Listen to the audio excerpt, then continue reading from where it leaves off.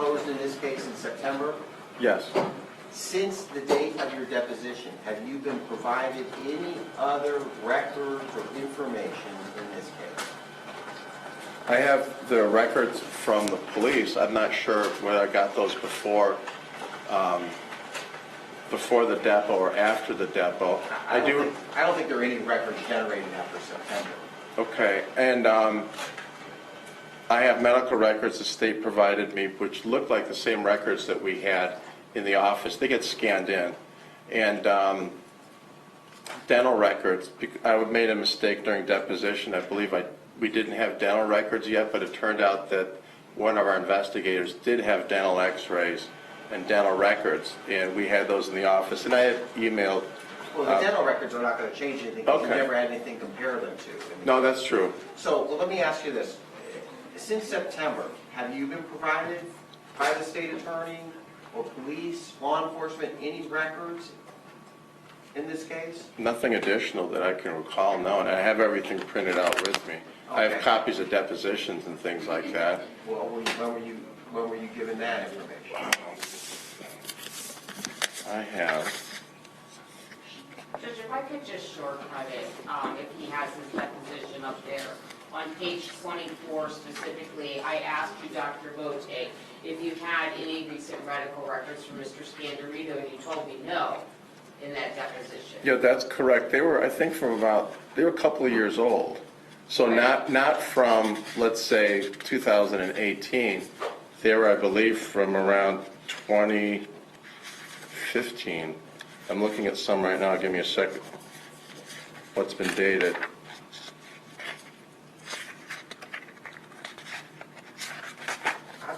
There's a cutoff date. That's the deposition date. And I'm asking you, since that date, have you received anything? And then after that, the question I would put to you is, well, has that impacted your opinion in any way, shape, or form in this case? State, when it comes, yeah, she's filed a demand for speedy trial. I got that, and I understand that. But on an expert's opinion, you have an obligation to continue to disclose to the defense the opinions of your experts, the bases for the opinions. So, you know, if there's been additional documents provided to a person who's about to give us an opinion, you have to turn that over to the defending. And I did. I turned over everything that I got when I got it. Okay. And apparently there were documents that Dr. Motte had that I wasn't aware that Dr. Motte had, that I found separately. But he had them at the time of his deposition. I don't know, because that was before I was part of the case, but what Dr. Motte is indicating is that he had the old medical records, and that's what he told me when I gave him the medical records. These are old medical records. And he had them at the time of his, you had the medical records at the time of your deposition. I had medical records at the time of the depot. I also have Ron Wright and John Daniels' transcript from the deposition. Okay, so they are defense-listed experts. Can I just clarify, Judge, with Dr. Motte, if the records that he has from the cardiologist are the ones that end in 2015? Let me just double check. I'm almost certain. I did receive records like that from the state recently. Okay, all right.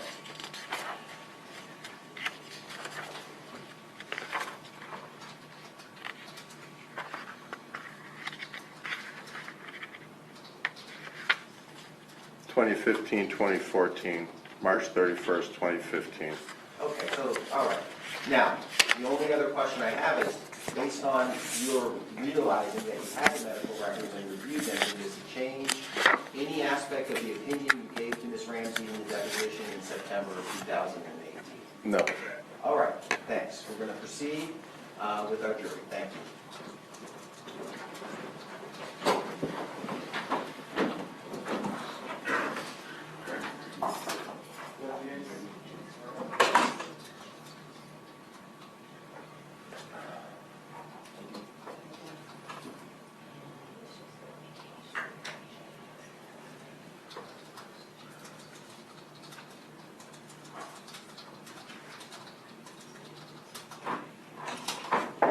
Jurors enter the courtroom.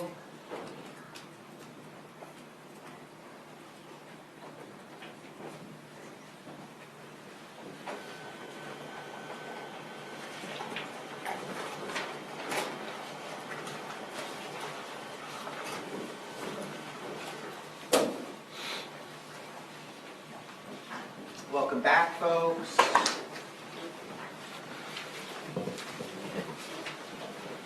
And now, everybody have a seat. I'm going to turn now back to Mr. Parfiello. You may inquire, sir. So Dr. Motte, you were indicating to us that one of the ways that you identified Mr. Scandirito was through the use of that chest X-ray comparing it to other medical records. Yes, it helped. Is that before you begin to actually cut the body open and do the autopsy process? No, this one is after I did the autopsy process. You can see here, actually, I've removed the chest plate. These are ribs. So I've removed this part of the front of his chest, the bony structures. So it's maybe about this big, so wide, and lay it down. The Mortex do an X-ray for me. Then I try to compare it to the X-rays we got from the hospital. And can you describe for us what the condition was of the remains of Mr. Scandirito on April 5th when you began the autopsy? Well, they were decomposed and dismembered. Can you explain to the members of the jury what decomposition is and what that process entails? Basically, decomposition is when the body rots. I mean, we've all seen maybe animals on the side of the road. The same thing happens to people if they haven't been embalmed or buried. So what happens is the skin starts getting discolored, the skin starts slipping off. You can have insect activity and things like that. You can even have animal activity on the body as well. And internally, things get kind of slippery. You lose a little bit of anatomic detail. There are fluids that leak out and things like that. Do you know approximately how long it takes for a person to begin the process of decomposition? No, I couldn't tell you. That all depends on things like temperature, humidity, and things like that. And things like insects, that depends on many factors too. You reference in your autopsy report to a term called lividity. And what was the lividity that you observed in the remains of Mr. Scandirito? It's what we call fixed lip. Oh, I thought that they had the, anything on the screen? No, I'll take it off there. My mistake, okay. Lividity is discoloration when you're dead and blood just settles because of gravity. You're sitting there, maybe have your elbow on the table, you get a little white spot right here. That's because the blood is pushed away and there's a red circle around it. The same thing happens with people when they die. Is there anything that tells you about the body before you begin to do your internal examination? It can tell me position of the body, for example, when the way the person was laying down. In this case, there were two different kind of patterns of lividity, but I could correlate that with the way the body was at the scene. Okay. Was there any insect activity on the body that you observed before you began your analysis?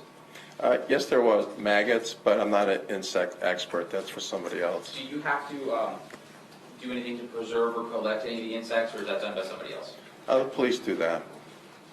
Was the body clothed, or were the portions of the body clothed when you received them? Yeah, they were clothing with the body. Can you tell the members of the jury what clothing was on the body before you began the autopsy? I mean, he had gray shorts, for example, and there are other things with the body as well.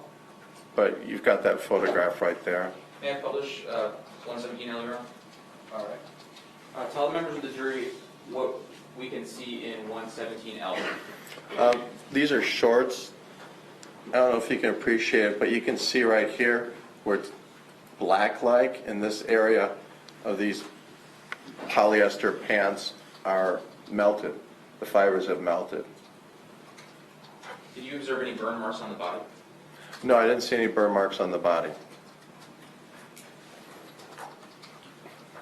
Did you make any other observations of the external portion of Mr. Scandirito's body before you began your autopsy? Were there photographs on the back, for example? There was a black mark. It looks like a magic marker type mark, but I'm not saying it is. It was some kind of a black mark. I can't tell you 100% what it is. It wasn't oil because I tried scraping it off myself, so it's just photographed and described. May I publish 117K? Okay. Can you show the members of the jury what you're talking about, and can you orient us to what part of the body that is? This is on his back, and this is where a partial dismemberment right here, so this is where the skin has been cut through, And I'm pointing at this black mark right here.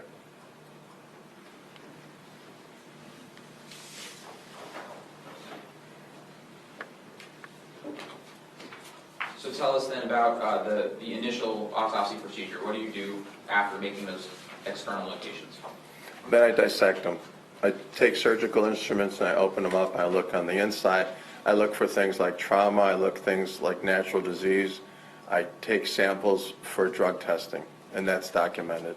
Did you observe any signs of external trauma on the portions of the body that you observed other than the dismemberment? No. Tell us about your internal examination of Mr. Scandirito. I mean, essentially, he's decomposing. I found no internal trauma in the parts that I examined. He had heart disease, meaning his arteries in his heart were full of cholesterol. They had done bypass surgery several years before to bypass and try to fix that. So they take blood vessels. It's like when you have a clogged pipe at home.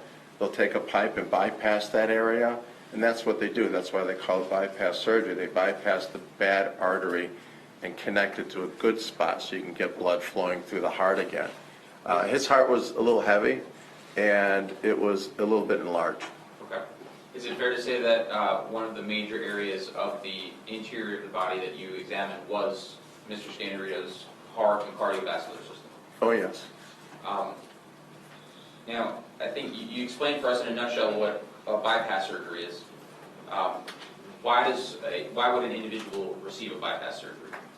Because things like cholesterol have blocked his arteries that are bringing healthy blood flow to the heart muscle, and he may have had some kind of heart attack, what people call heart attack. We call those infarcts in the past. And in order to improve his health, the surgeon will open his chest, and they'll have these blood vessels bypass the bad parts and bring healthy blood to the rest of the heart muscle. Did he have any heart muscles that were completely, or any areas of his heart that were completely blocked by cholesterol? They're what I call critical. So if you have 75% blockage is what we consider critical, at least as pathologists. I don't know what cardiothoracic surgeons consider critical. But he had critical coronary artery disease in the normal vessels that are in his heart. Are those the vessels that are bypassed by the coronary bypass? Yes. So the ones that are critical, are they handled by the bypass itself? No. I mean, if you've got, let's say you've got a critical area here in the artery and it's full of cholesterol, they literally go from a healthy area in your body, they bypass the area that's closed up, literally bypass it and go beyond it. So now you're flowing blood to the healthy blood vessel, which then goes to the muscle, the heart muscle. Were any of the areas that were still operational not being bypassed, or were any of those at a critical level? Yes, he had some. Which ones? I believe his right main is what we call LAD and left coronary artery. Let me double check. There was one branch that wasn't, if you don't mind. May, of course, doctor.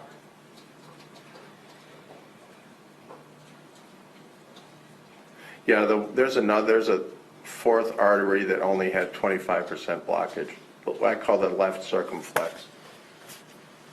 What other observations did you make of the cardiovascular system? He had some disease of his aorta. Aorta is a large blood vessel. It's about the size of a garden hose, and it carries oxygenated, healthy blood from the heart to the body, to the rest of the body. Did you see any calcifications in his heart?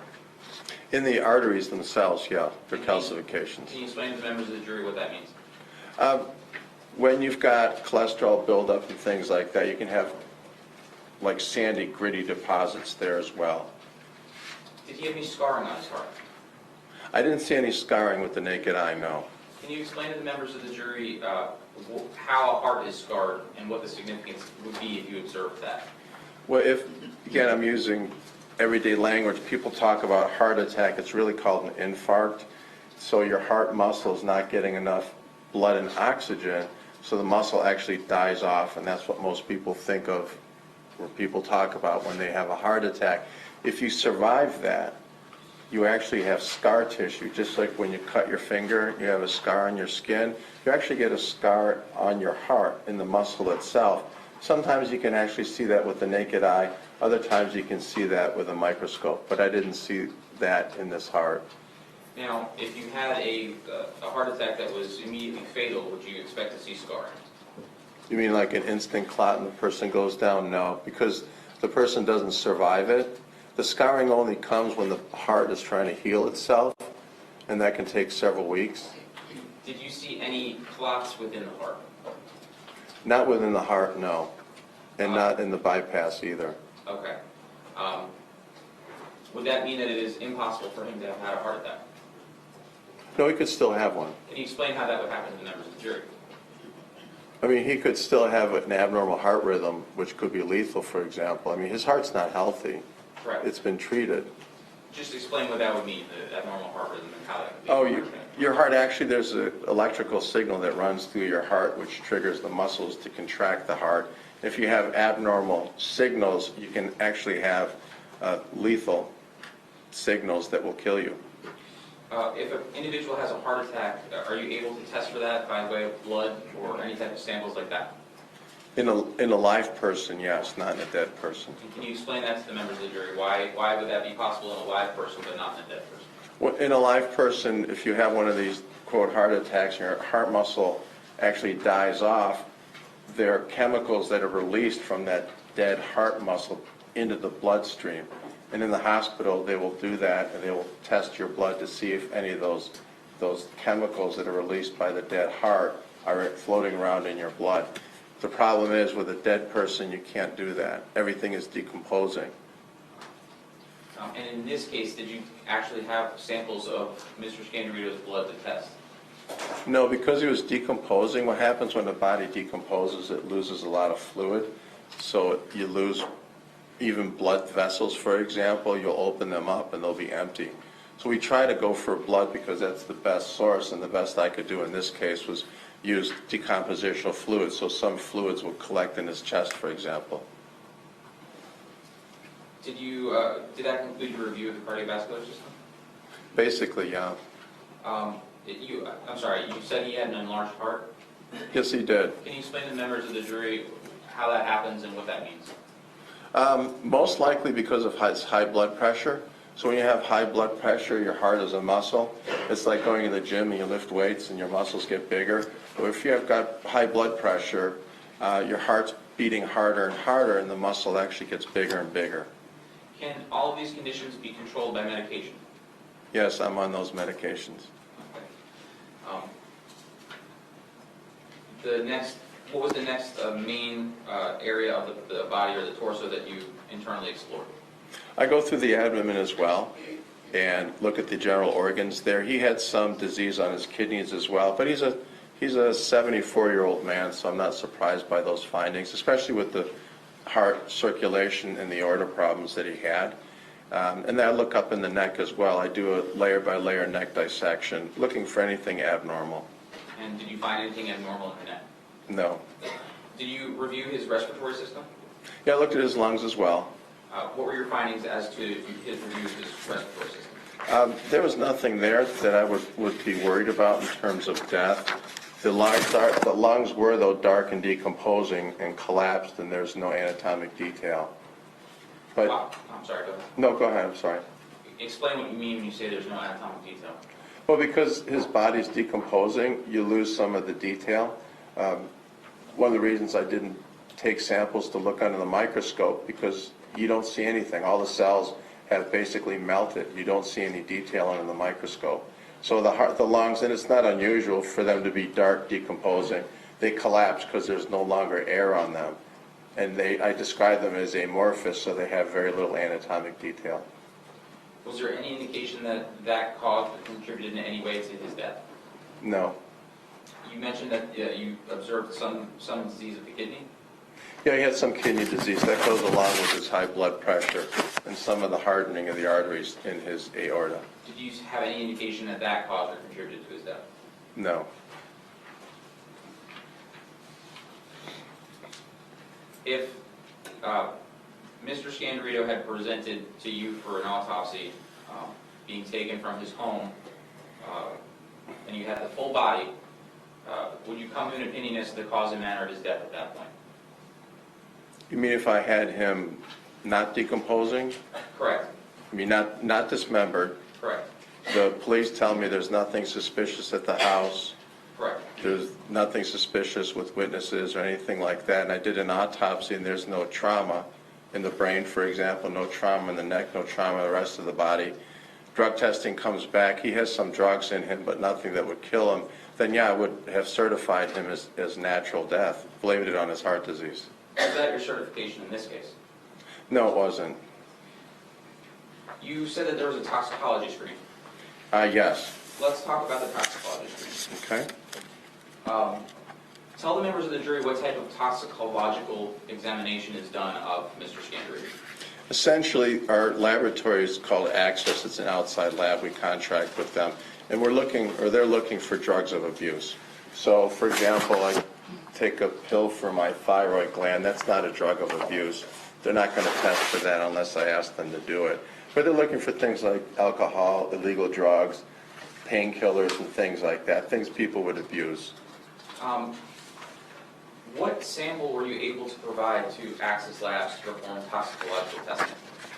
The best sample I can get from him was decompositional fluids.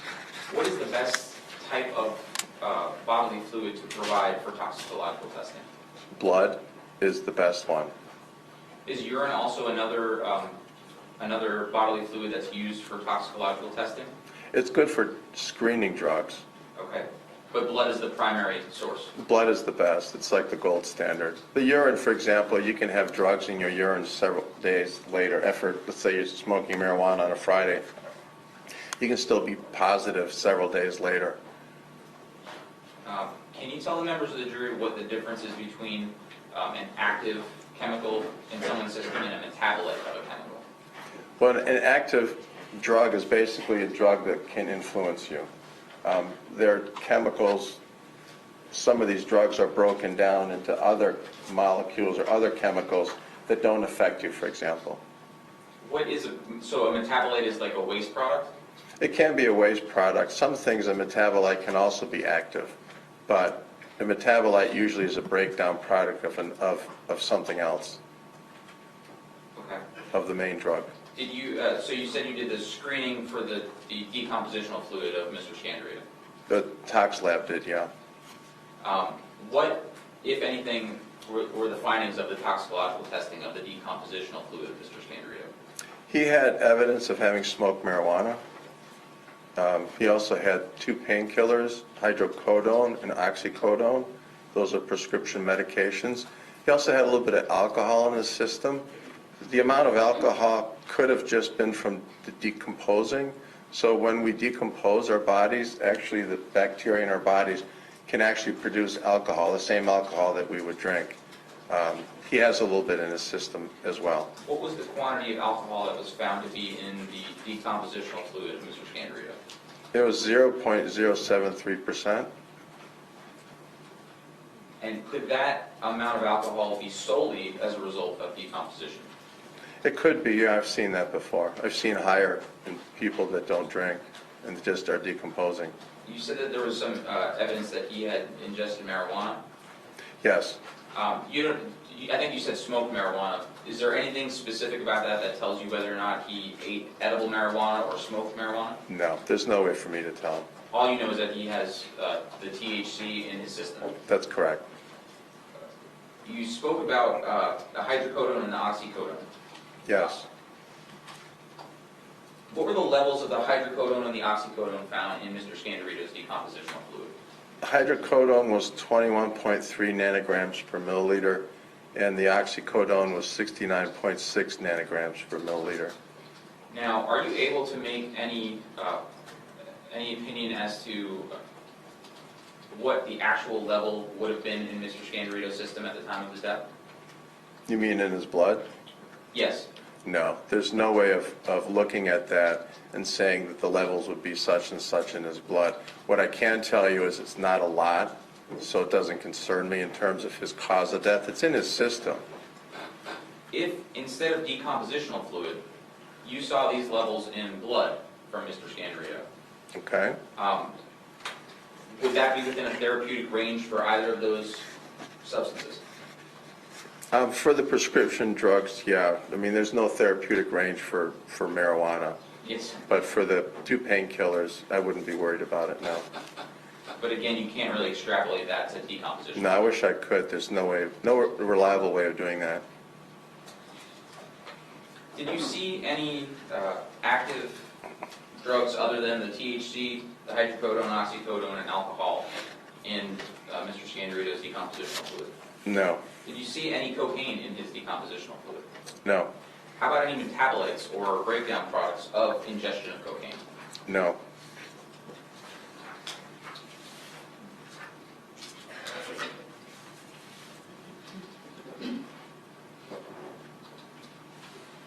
So you indicated, or you spoke to us about the dismemberment that you observed.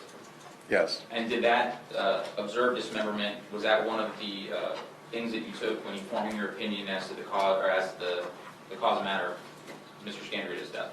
yes. I want to start first with Mr. Scandirito's right leg. Was his right leg present when you did the autopsy? No.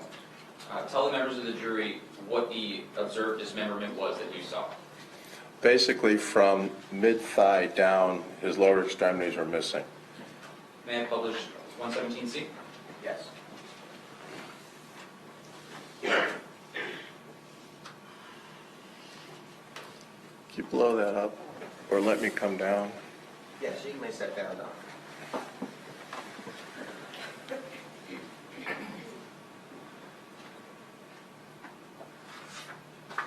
Your Honor, I think the light might actually have to be on because, no, we're good. Dr. Motte, tell the members of the jury what we are seeing in 117C. So he's been dismembered from mid-thigh. We're looking at the bone here, what's still attached to him. And this just shows, this is the cross-section. I didn't do this. This is the way he was found. So the bone has been cut through right here at this level, Now, about mid-thigh. did you observe any markings on the bone that would give you an indication of how that was done? Yes, there are tool marks on here. It's difficult to see. If I zoom in, would it help you out? This is actually of the examples the worst, but there's some faint lines here from a saw or saw-like tool used to cut through the bone. How difficult would it be to saw through the right femur bone? It's easy. I do it for a living. What types of tool would you need to saw through the bone? I mean, you can do it with a saw. We have surgical striker type saws and things like that to use, but you can do it with a hand saw. Could it be done with a hacksaw or just a normal, does it have to be a power tool? It doesn't have to be a power tool now. A tool, some kind of a saw-like tool. Did you observe did you observe Mr. Scandirito having a left leg? No, from about the same level, left thigh down was missing. May I publish 117F? May.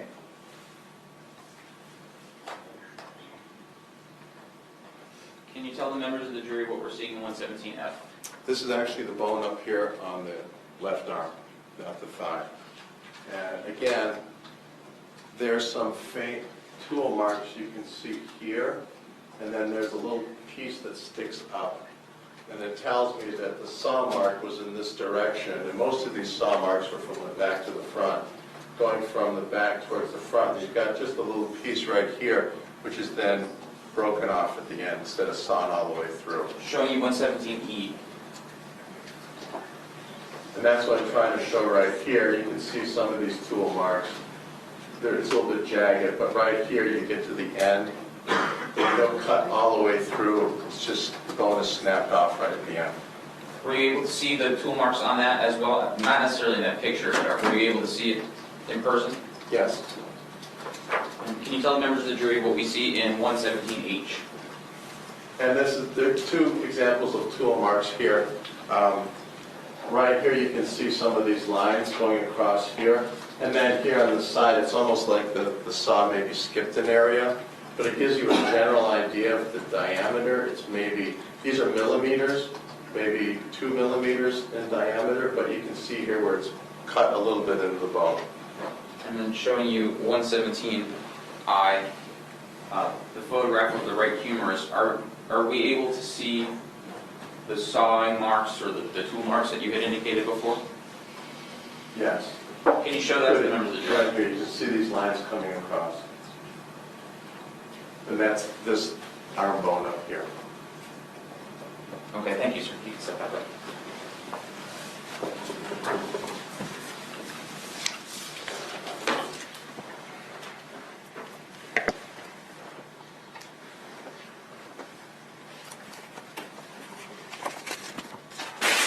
Did you observe the tool marks or the method of dismemberment of the head and the torso?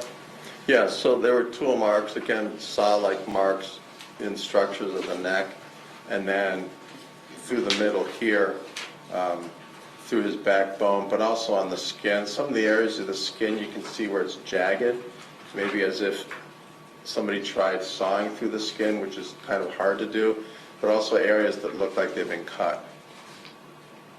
How was the body actually taken apart? Was it cut through? Was the spine cut through? Was eventually cut through, yeah, with a saw. And the head, how was the head removed? Also, from what I saw in the bones, it was also a saw-like tool. Is there any difference in difficulty in cutting through the spine or the neck when compared to the arms and legs? There's a little bit thicker bone down below, but it's not difficult to do with the right tool. Would it still be possible with a hand saw? Yes. Did you observe any extravasated blood at any of the sites of the dismemberment? No, you're referring to like bruising. I was going to say, can you explain to the members of the jury what I mean, one of the things I'm looking for too is any of this done while he's still alive, or is it all done after he's dead? And one of the things you can look for, because I've seen so much trauma in my years, bruising. We've all had bruises before, which tells you the person is alive. But in none of these areas, either in the neck, shoulder, arm area, or legs, did I see evidence of bruising. And that tells me that he was dismembered after he was dead. Could you tell the directionality of any of these cuts? Some of them, yeah. Explain to the members of the jury what we mean by directionality and how you're able to determine it. Well, most of them in general came from the back to the front.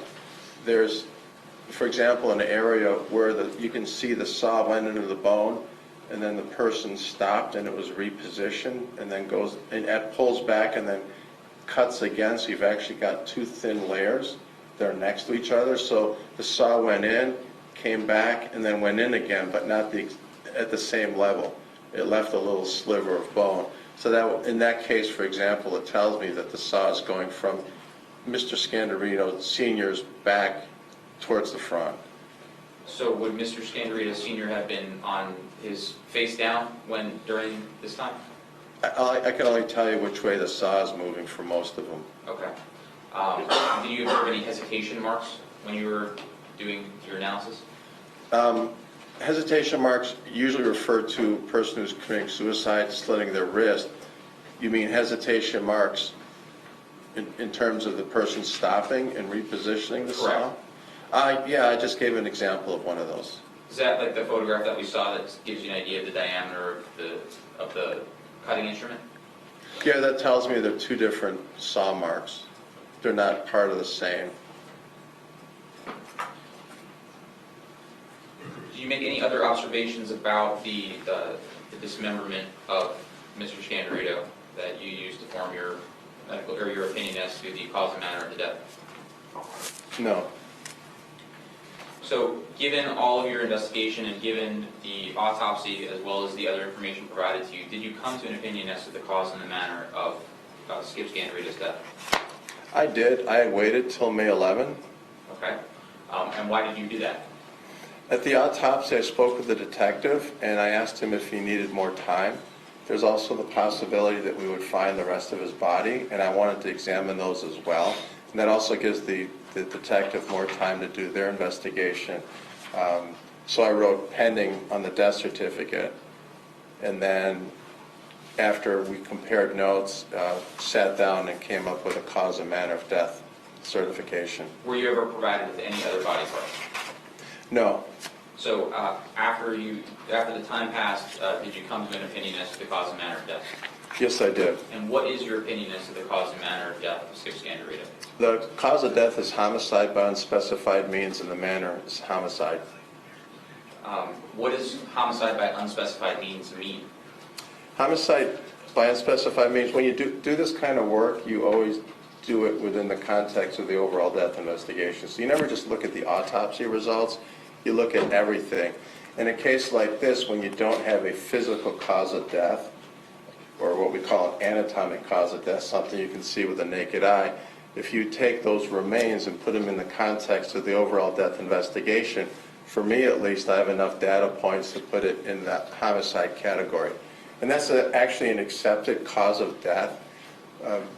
You've all seen billing codes in your hospital records. There are actually codes for causes of death. So lung cancer has a certain code to it. Brain tumor has a certain code to it. There's actually a code for homicide by unspecified means.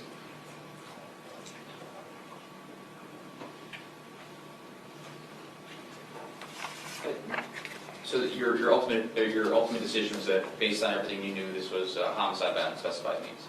Correct. I have a question that I forgot to ask you at the beginning that I just want to go back to, and then I'm done. Okay.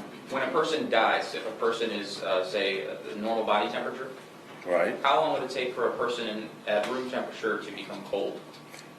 Too many variables. Fat people stay warm longer, skinny people get cold quicker. Is the air conditioning on? Is the wind blowing? Are you outside, inside? There's no reliable way. Sometimes I wish my job were like CSI on TV, where they can do everything. There's no reliable way of answering that kind of a question. Thank you, Doctor. I have no further questions. Thank you. All right, let me turn to Ms. Ramsey for cross. Thank you.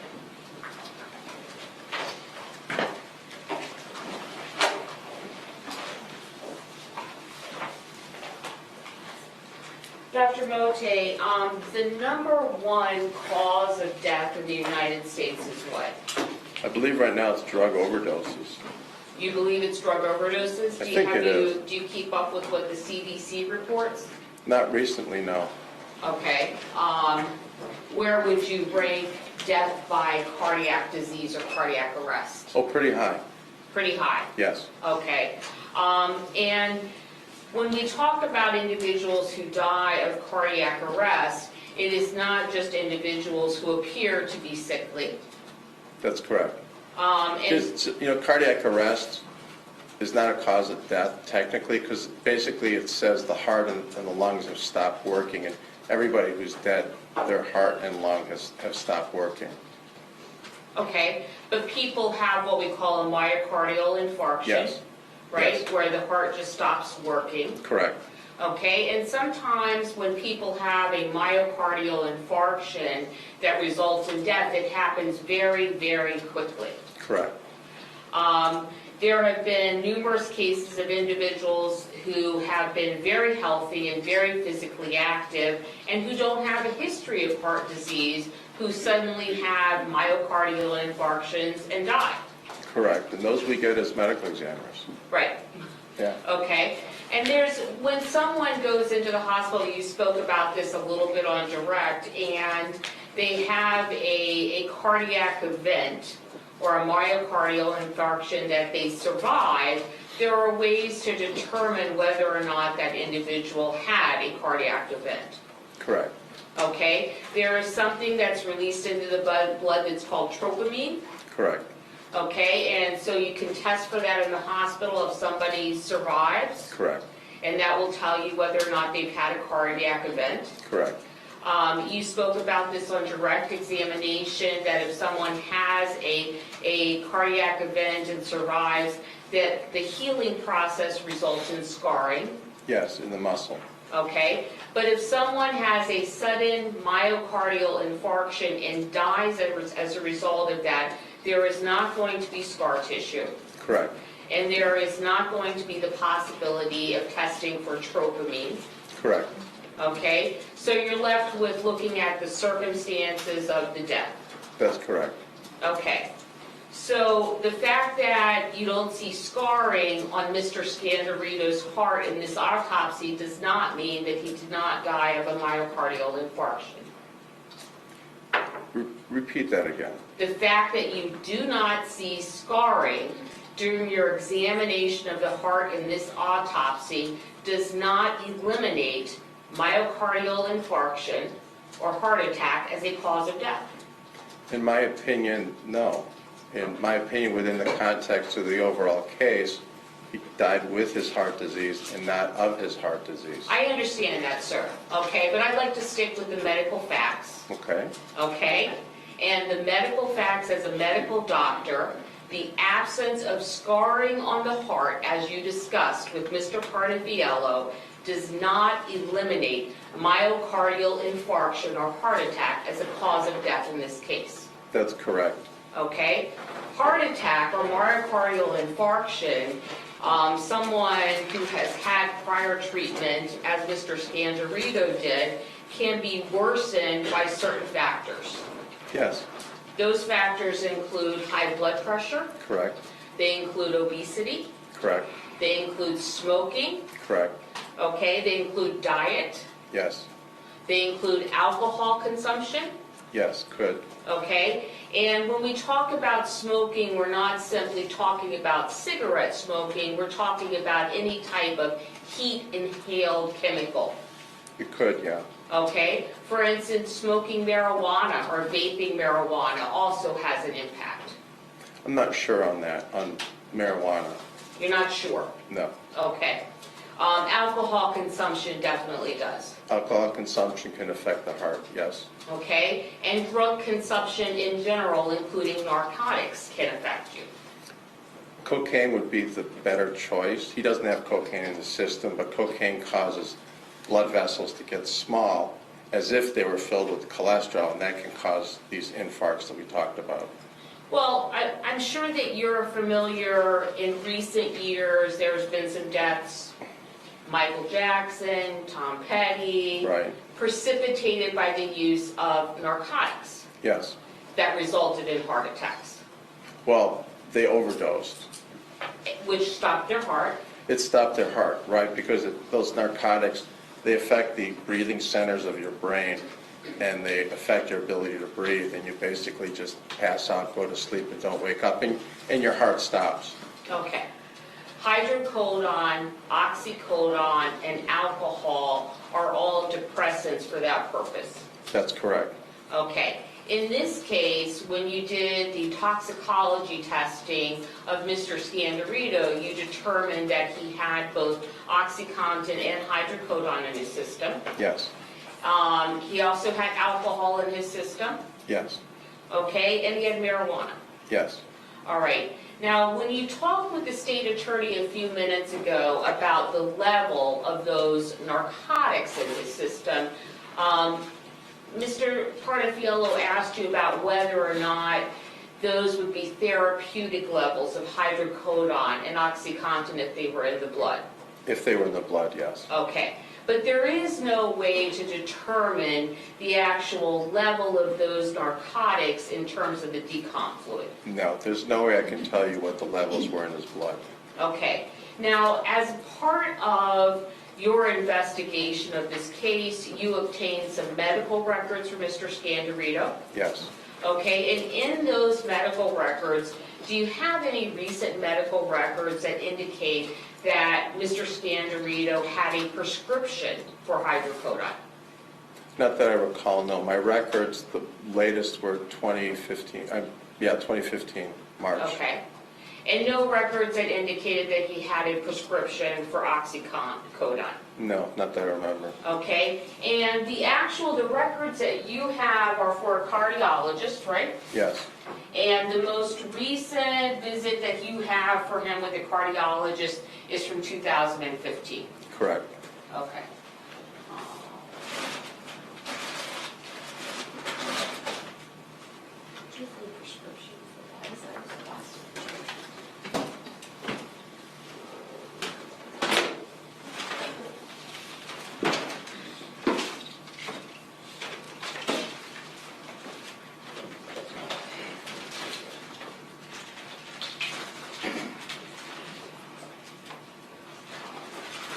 approach the witness, Judge? Absolutely. Were you aware that the police had seized medications from Mr. Scandirito's home? I knew they had some. Okay.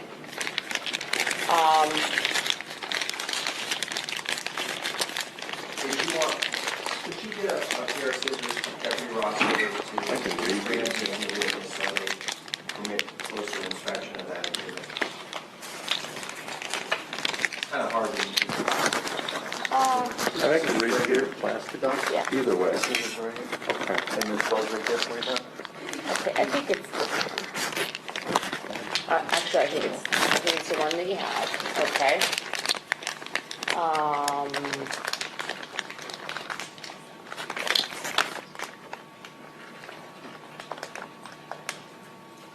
Okay, so this is a prescription for hydrocodone. That is one of the substances that Mr. Scandirito had in his system, right? Correct. Okay, can you see the date of that prescription? 2007, January 27, 07. Okay, so 11 years ago. Yes. Okay. And I believe that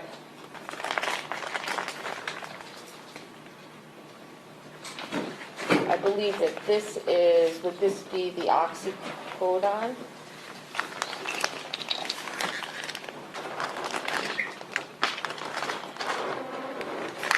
I believe so, yeah. This is from January 21, 2007. 2007, also another 10-year-old prescription. Yes. Okay. Were you aware that Mr. Scandirito did not have any current prescriptions for either of those narcotics? I wasn't aware of that. Either way. Okay.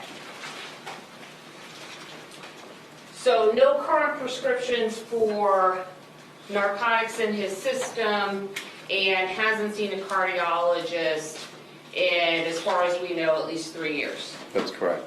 Okay. So let's talk then, sir, about your findings again with regard to the autopsy. And I do want to go back, sir, to your findings regarding his cardiological condition.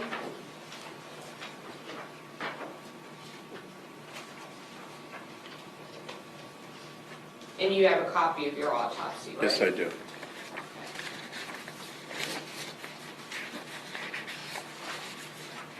Okay, so one of the first things that you indicate in terms of the cardiology is if he had critical coronary artery disease. Correct. Okay, and just when you talk about critical coronary artery disease, you talked about that a little bit on direct. You're talking about the majority of the arteries that are going into the heart are blocked.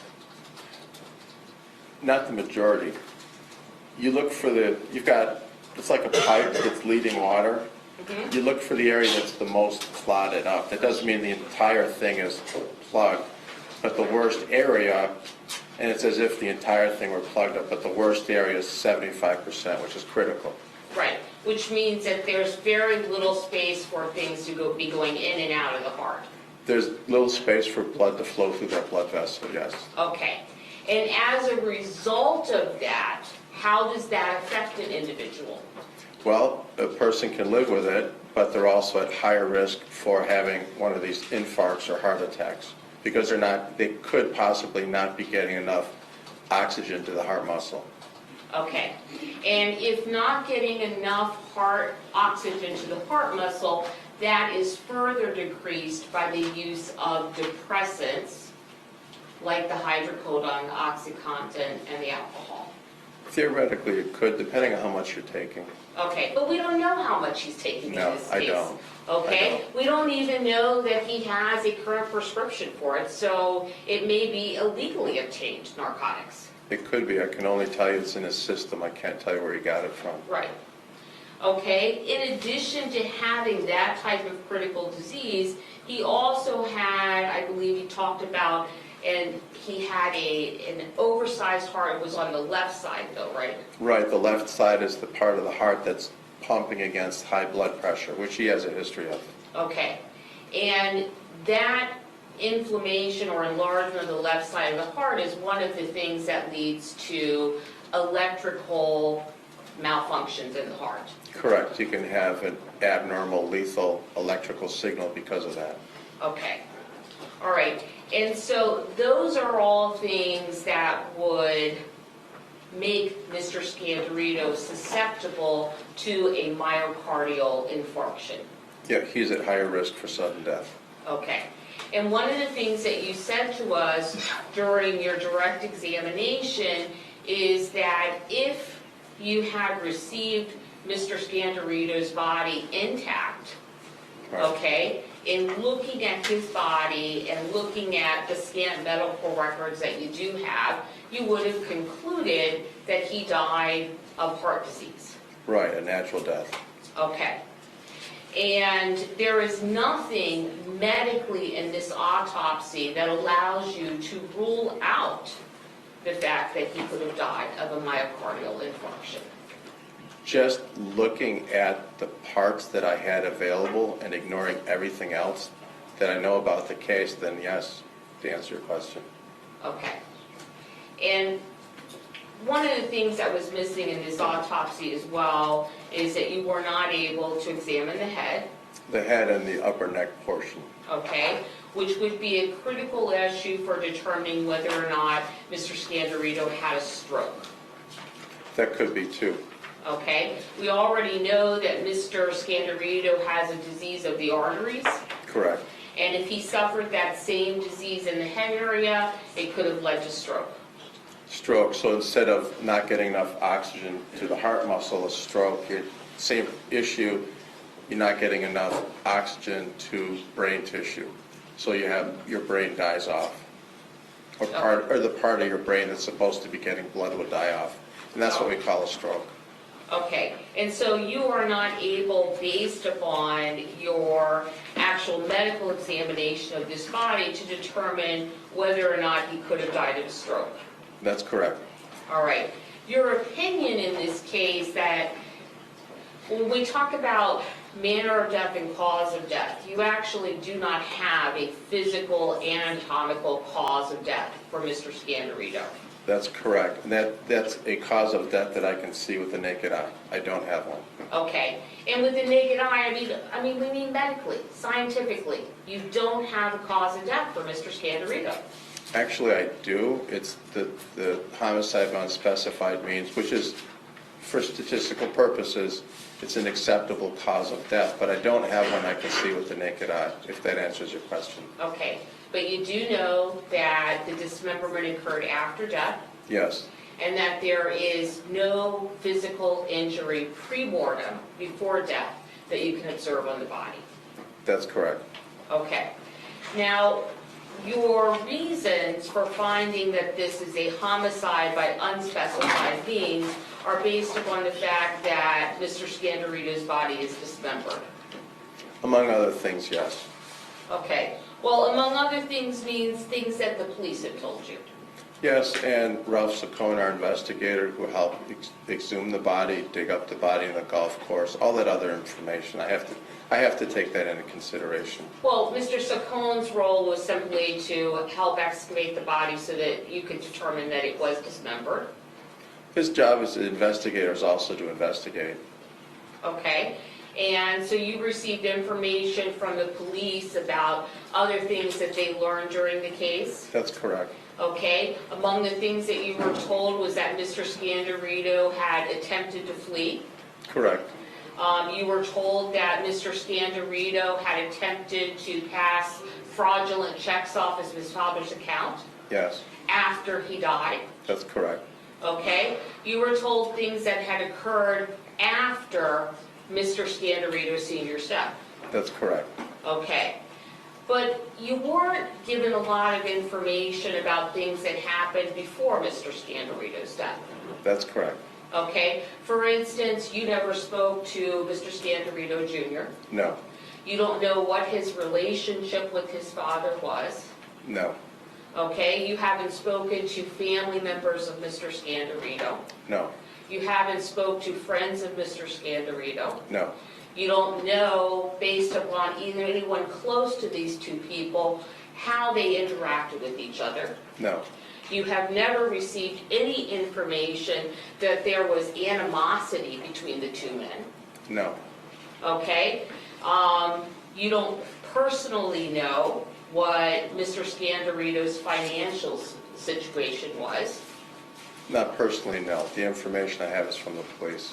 okay? And the police's information is simply that Mr. Scandirito had attempted to pass off fraudulent checks after the death of his father.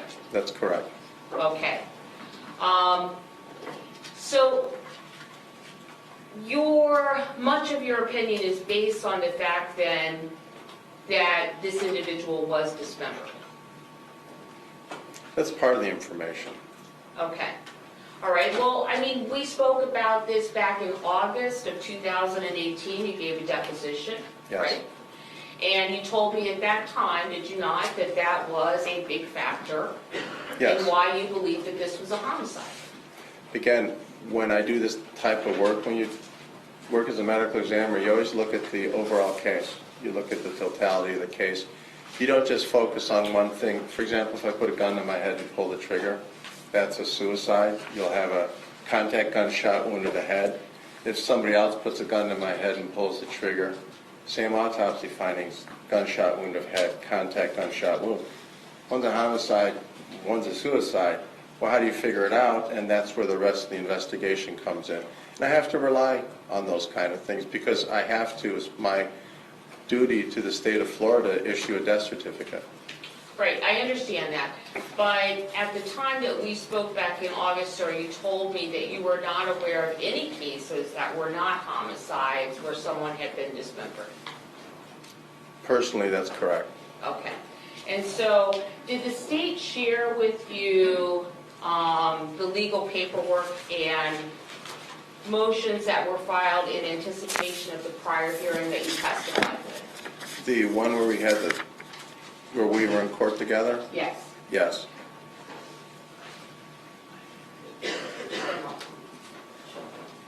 And,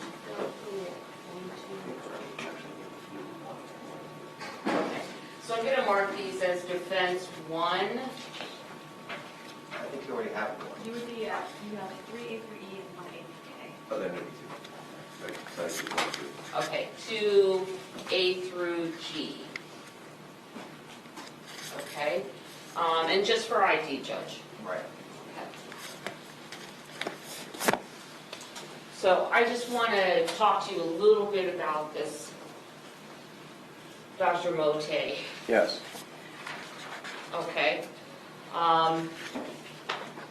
So in the prior hearing, the motions, the legal paperwork that were filed in that case, did you ever go back and read any of these cases that were cited by the defense? No, I didn't go look into those in detail. Okay. Were you aware then at all of prior cases in which individuals have dismembered people after there were drug overdoses? Before that, no. Okay. But you are aware of that now? That's correct. Okay? That there are easily within the last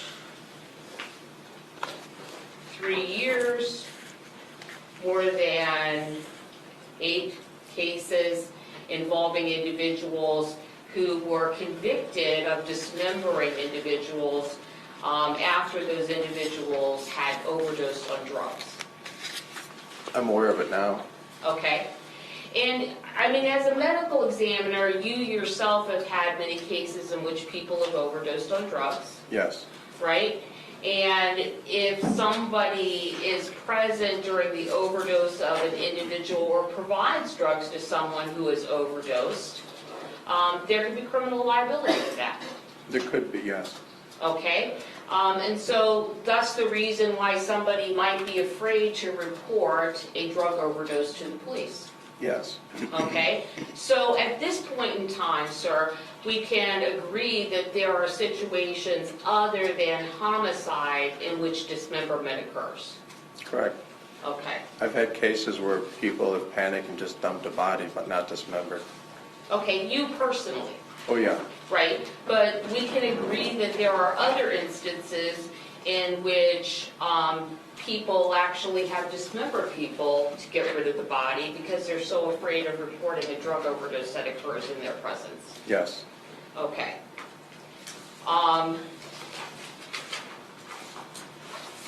And so, just to be clear, sir, with regard to the actual physical examination of Mr. Scandirito in this case, there is nothing about the medical examination that would allow you to rule out heart attack as a cause of death? Only focusing on the medical findings without any other information, that's correct. Okay? There is nothing that would allow you to rule out stroke? That's correct. I don't have the head, so I can't rule that in or out. And there is nothing that would allow you to accurately calculate the level of narcotics in Mr. Scandirito's body? In his blood, that's correct. Okay. There's nothing further to touch. Thank you, Ms. Ramsey. Let me turn back to Mr. Parnafiello for redirect examination. Do you want this back? Sure. Give it to me.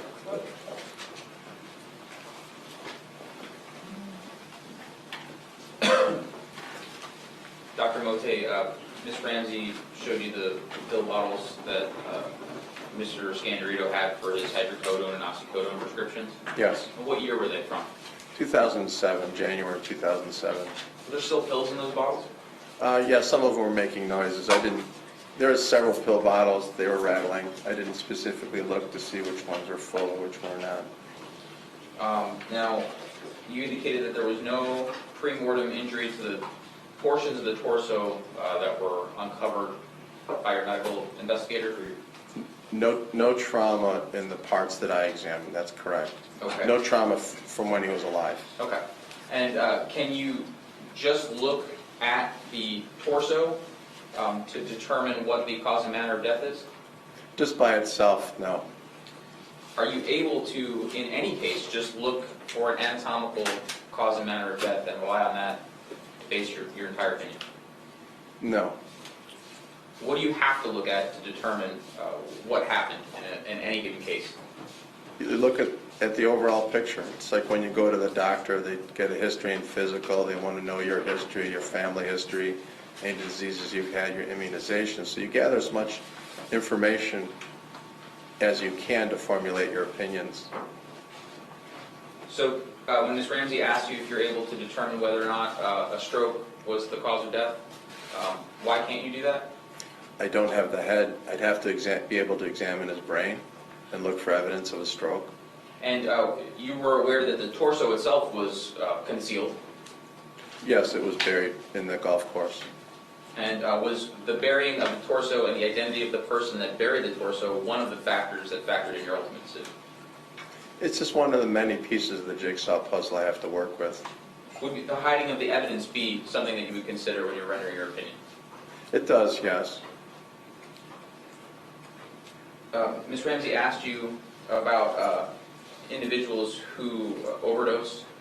Are you aware of the Good Samaritan statute for overdoses? No.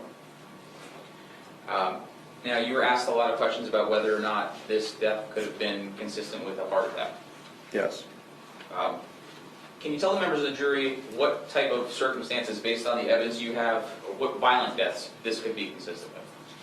What type of injuries could be sustained? Objection to the speculation. Let me just have a sidebar on this, thank you. Attorney will ask another question on this. Dr. Motte, you spoke with Ms. Ramsey about the heart disease. Yes. And was your opinion that the heart disease is the cause of death? No. Did you phrase it as he died with it, not of it? He died with his heart disease and not of his heart disease. That's my best opinion. And to get a specified cause and manner of death, would the head be one of the most important things that you could have to analyze? The head and neck, and then the extremities. The head and neck, I would say, my number one choice, but I would like to have the rest of them. That way I could be more specific. And were they ever provided to you? No. I have no further questions. All right, Dr. Motte, good luck in your retirement, sir. You may step down. I'll be back. Still, I have many more cases to testify in. Thank you. All right, take care. You're excused. All right, folks, I'm going to take our lunch break at this time. We're going to get back together at 1:30 for the continued presentation of the state's case in chief. Please remember not to talk about the case with anyone, don't everybody talk to you. No research about this case, no news articles or news reports in any fashion. Thank you. Have a great lunch. We'll see you at 1:30. 1:30. Thank you. 1:30. Thank you.